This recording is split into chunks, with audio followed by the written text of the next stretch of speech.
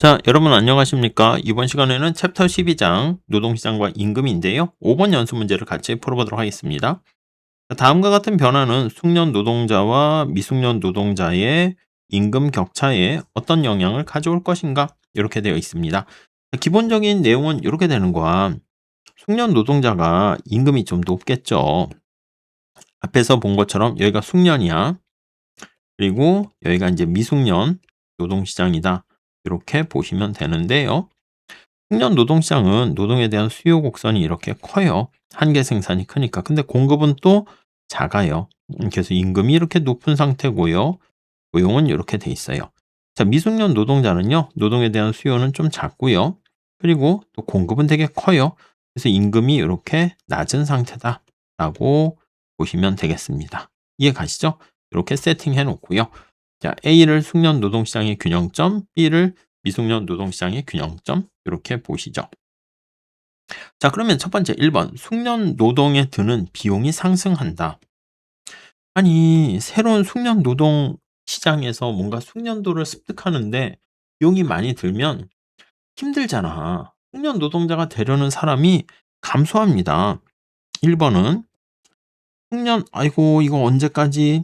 그래서 숙련 노동자가 되려면 3D 환경에 직면한다고 할게요. 그래서 숙련 노동자가 되려는 지원자 수가 감소한다. 이거 어떻게 되겠어? 그렇지. 숙련 노동시장에서 노동 공급이 왼쪽으로 이동합니다. 좌측으로 이동하는 거야. 자, 그럼 여기 그림에서 왼쪽으로 이동하게 되면 어떻게 돼? 예, 임금이 더 올라갑니다. 이해 가시죠? 자, 그러면 임금 격차가 더 확대됩니다. 왼쪽으로 이동해서 여기서 임금 격차는 어떻게 되니? 하면 임금 격차는 확대된다. 이렇게 보시면 되겠습니다. 물론 장기적으로 격차 확대 때문에 사람들이 숙련 노동을 얻게 되면 이득이 커지구나 해 가지고 다시 또 갈 순 있어요, 그쪽으로. 근데 현재는 요 정도까지 보시고. 다음 2 번. 자, 개도국에서 미숙련 노동자가 대량으로 유입해 온대. 해외 노동자가 이렇게 들어오는 거 아니겠습니까? 그럼 어떻게 되겠어요, 이거는? 그래, 미숙련 노동 공급이 증가해. 미숙련 노동 공급이 증가하니까 이게 2번 이렇게 될 거야. 이해 가시죠? 그러면 임금이 하락하는 거죠. 숙련 노동시장은 그대로인데 요거 미숙련 노동자를 했으니까 숙련 노동시장은 영향이 없어요. 그래서 양쪽에 어떻게 영향을 받는가 봐야 되는데 영향이 없고, 근데 미숙련 노동시장은 어떻게 됩니까? 그치, 미숙련 노동시장은 공급이 증가하잖아. 노동 공급이 증가로 우측 이동합니다. 이해 가시죠? 자, 이렇게 우측으로 이동하게 되면 어떤 일이 발생해?